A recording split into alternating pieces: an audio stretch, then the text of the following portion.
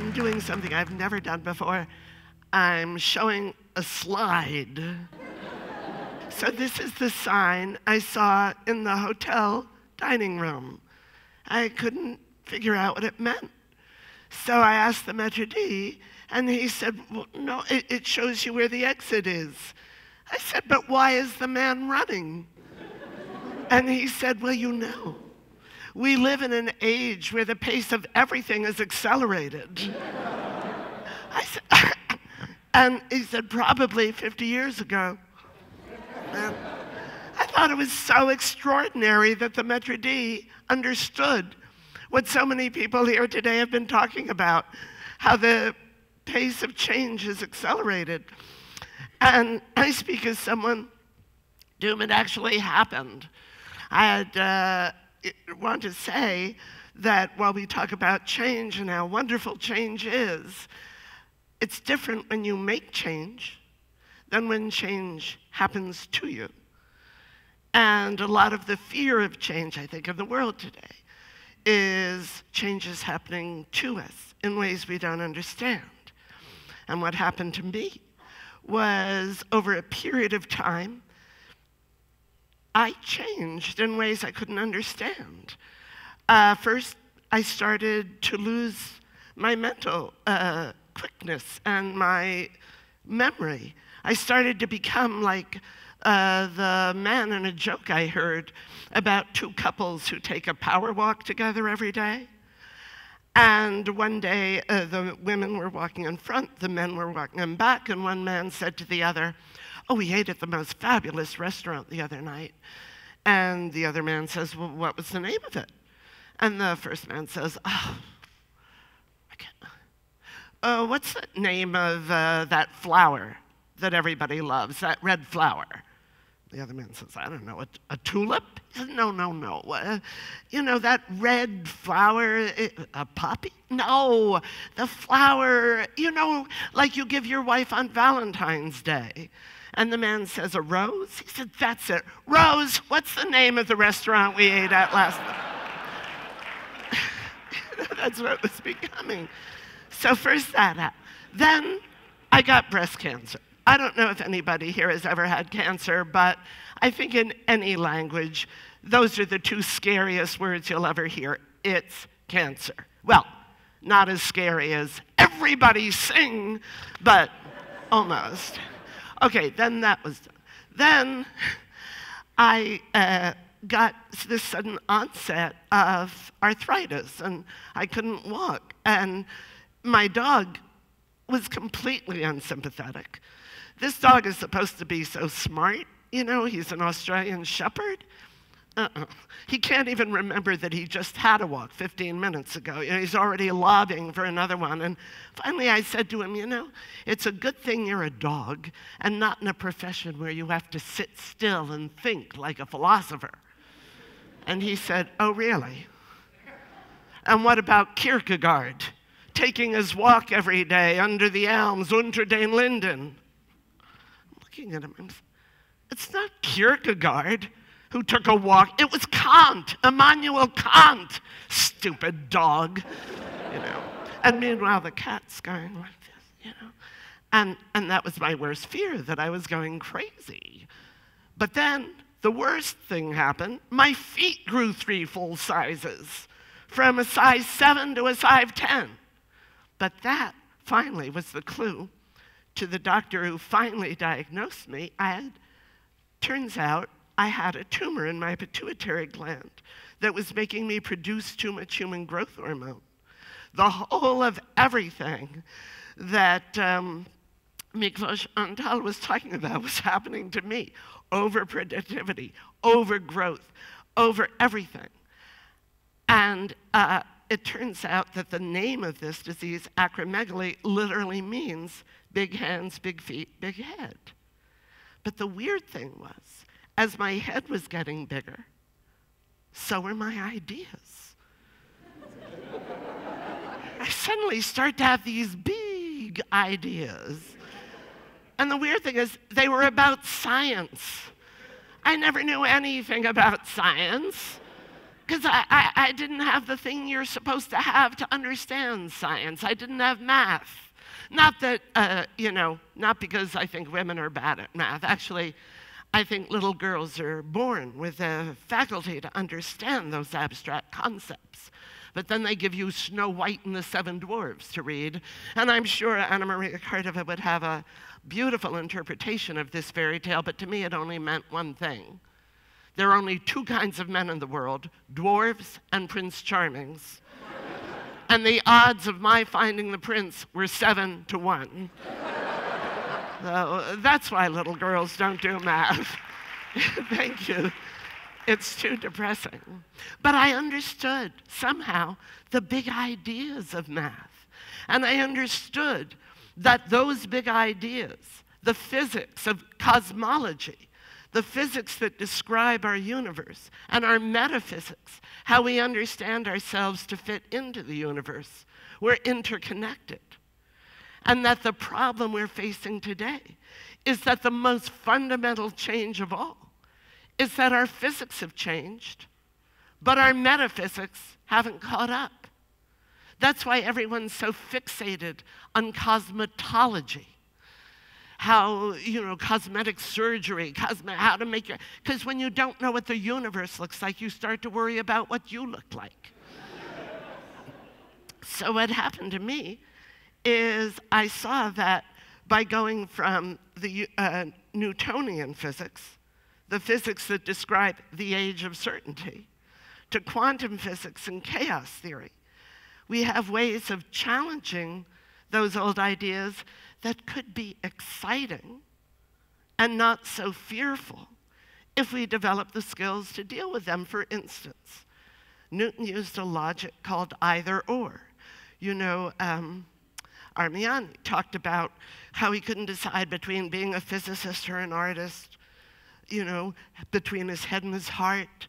That's because we're brought up in a way that we think there are only two of anything, and that you have to choose one or the other. So either you're rich or you're poor. Either you're white or you're black. Either you're Buddha or Pest. But to me, it means that you're always in a war. If there's only two of anything, and only one can be right, the other must be wrong. And there's no middle. It cuts that line in either or. It's either slash or. If you wonder why there's no middle class, because we're caught up in this thinking there can only be one or the other. And when I was at the height of the acromegaly, I just couldn't stand the noise of war anymore. The television, the radio, even the internet, Coke versus Pepsi, nature versus nurture, everything was a war. And then I read a book on physics. Well, I read an email from someone who'd read a book on physics. And I found out about wave-particle duality, because for years, physicists had been either or. Physicists had, like the nature of light. It was either a wave or a particle. And then they discovered, no, that light can manifest as a wave and a particle. And particles can be here and there. And cats can be alive and dead. I mean, you can imagine the physicists' reaction, oi and vey. It was so scary, and yet they made the leap. And I found when I could make that leap and find the balance, allow two apparently contradictory things to coexist, and not try to resolve them one way or the other, but to negotiate the tension between them. And all the things we've talked about here, between research and development, between the head and the heart, it's such a better way to live. And it's this logic of either or, I noticed, underlies all these other ideas we have, like objectivity. Newtonian physics believes there's an objective reality, and that by using objective measurements, we can or experimenters can design an experiment upon which they impact in no way. And so if you, as I was in doctors' offices a lot during this time. You know, those objective measurements. They take your blood, they count your blood count, they count your blood pressure. But it's happening to me. There's an active doctor and a passive patient. A patient actually comes from the Latin patienta, which means she who suffers, she who has things happen to her. And it was so disorienting to me. I'd always been an active person. It was so disorienting to suddenly be in this passive state that I went to a psychiatrist and I said, I just want me back. I want the me I used to be. And he said, there is no such you. I mean, I have to say, this was an incredibly smart psychiatrist. I had done research, and a friend of mine who knows every psychiatrist in the country, you know, he said he had once gone to him, and then he had discovered another friend, another screenwriter, who was going to the same psychiatrist. So they said, you know, they came up with a scheme. They came up with a dream that had every symbol known to Freud and Jung. And on Monday, Bob went in and told the psychiatrist the dream. And on Thursday, this other guy went in and told the psychiatrist the exact same dream. And the psychiatrist was like, this is so weird, he said. You're the third person this week. It was, anyway. So the psychiatrist said, there is no solipsistic you. You are the sum of all your interactions. And that was how I came to understand the Heisenberg principle of uncertainty. Do you know what the Heisenberg principle of uncertainty is? Are you sure? The Heisenberg principle of uncertainty, in one way, in one interpretation, if a light can be a wave and a particle, when is it which? And the answer is, it depends what you're looking at it with. If you're looking at it with an instrument that measures waves, it's a wave. If you're looking at it with an instrument that measures particles, it's a particle. So the point is, the experimenter does impact on the experiment.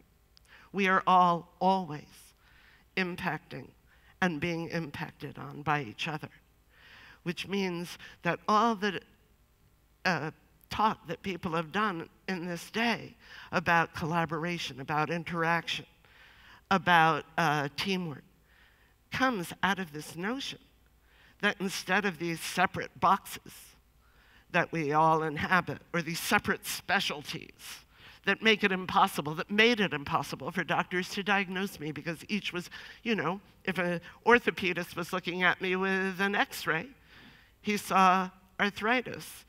If somebody else was looking at me with a blood test, he saw something else. So now we understand that things are interconnected and in patterns. And then the other thing I just want to say about this interaction, I was so glad when Peter said that we interact within ourselves, because one of the worst things that happened during this period was I split into two people. I split into the rational head, because of course rationality is the keynote of Newton's universe, the idea that we can measure everything, and therefore we can know everything, and therefore we can predict everything, and therefore we can control everything. So I split into the rational head, which was trying to control what it saw as the irrational body. So the head would say, all right, we're driving from San Francisco to Los Angeles tomorrow to take a meeting with so-and-so at Disney. And my body would say, I don't think so. I'm too tired. And the head would say, well, how could you be tired? Because the head's very reasonable. You just slept 12 hours. You have no reason to be tired. And the body would say, I know, but I am tired. And the head, I actually heard myself say to myself one day, you know, if I were you, and I realized the head was crazy. It was the head that was irrational. It was the idea that we can control everything that's irrational. And with all the wonderful, wonderful talk about bioengineering, and, I'm ambivalent about it, which we all should be. There's the, oh, of all the incredible discoveries that are being made, and there's the oi of the danger that's lurking inside the idea that we can control nature.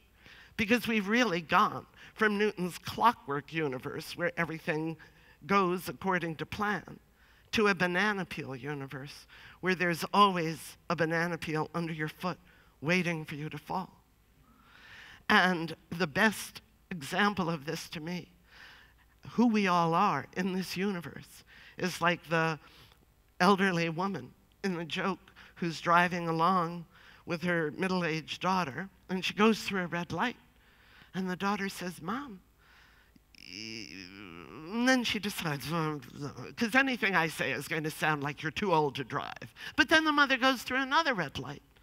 And this time the daughter, she says, "Mom, are you aware that you just went through 2 red lights?" And the mother says, "Oh, am I driving?" So, and I will just say in closing that I wish I were here in July for Peter Posar's Hello Wood Festival, because it's on balance. And I think that's the skill we all need to learn more than anything, how to balance the tension, how to find our way. And if you can find that dynamic balance, it could take us to a place that chaos theorists call the edge of chaos. And it's smack in the middle that either or denies. It's smack in the middle between order and disorder. And in that middle, they say, is the most creative, innovative, exciting place you can be. And when you're actually in that middle, with all the diversity, and all the change, and all the scariness, and all the friction, when the friction is at its height, and the system is excited enough, the whole system becomes not either or, but one and the other. And at that point, the system literally glows. So I hope, in closing, we have that sense of incandescence, because it's possible always for us to create it, for us to share it, and for us to be interactive with each other. Thank you so much.